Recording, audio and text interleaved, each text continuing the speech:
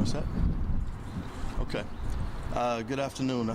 I want to first start off by saying that this is a tragic incident that occurred, and not just for the officers involved, but also for the individual involved. This loss of life is the most difficult thing for any police officer to handle on any given day, and this is the last thing that an officer hopes to happen during their career.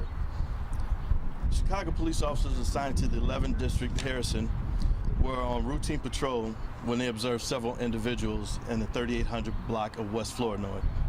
One of these individuals was seen leaning into a vehicle. Officers exited their vehicle and approached, and the individual then fled on foot through a gangway. Officers then began their pursuit of that individual, and at the same time that individual turned towards the officer, brandished the handgun, and the officer discharged their weapon, striking the individual. That individual was taken to an area hospital where he succumbed to his injuries. The officers immediately prior to being transported to the hospital began to render aid and life-saving measures to this individual. The officer was also transported to an area hospital for observation. Though I want to stress also that there was a firearm recovered on the scene.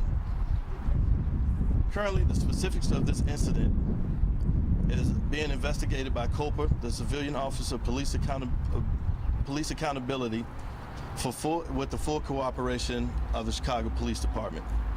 The officers involved will be placed on routine administrative duties for a period of 30 days. I can take a few questions now, but also keep in mind that this is a very active and ongoing investigation, so I will be limited as to the information that I can give you guys at this time. Why did the officers approach the man?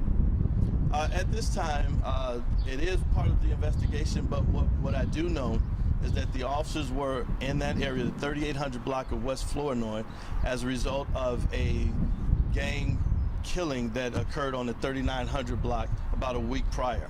So the officers were involved in a de-escalation mission for a gang conflict in that area. Sure, sir, but I did hear you say just a short time ago that he was leaning, or somebody was leaning on a vehicle, so just trying to understand the criminality and all of that. Were they suspected of doing anything foul? How was this specific group targeted? Sure, no, it wasn't that the specific group was targeted. Like I stated before, the officers were on that block as a result of a de-escalation mission, as a result of a homicide that occurred of a gang member.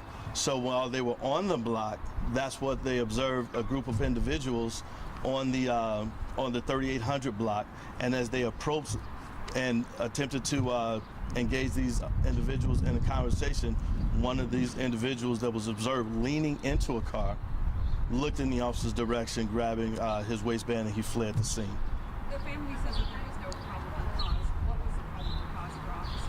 Because that's the family saying that they were just hanging out before a funeral. So could you tell me in the officer's eyes what the probable cause was? Sure. It all started with the de-escalation mission. As I stated before, there's a gang conflict on that block and the surrounding area. So as a result of a de-escalation mission that the officers was involved in, they were driving down the block, and that's when they observed a group of individuals. So it began as a mission of de-escalation. It began as a mission that that the officers and in the 11th District were trying to ensure that a gang conflict did not escalate. So it was more of a protective measure to see what the individuals were doing, not that they were doing anything to begin with, right? So they were on the block as a de-escalation mission to ensure that they were safe because of the gang conflict. I heard the young man that was shot had a brake card. Is that true? That's part of the investigation, so I can't get into that. Lastly, sir, was this block that was being patrolled, was this a part of a funeral that was taking place? I'm not sure if you heard or learned that apparently this suspect which is now deceased, is connected to a funeral that was happening at that same time, and those family members from that area came. They're all part of the same thing. Yeah, You know the information? I haven't heard that information, but I'm assuming that that'll be part of the investigation as well.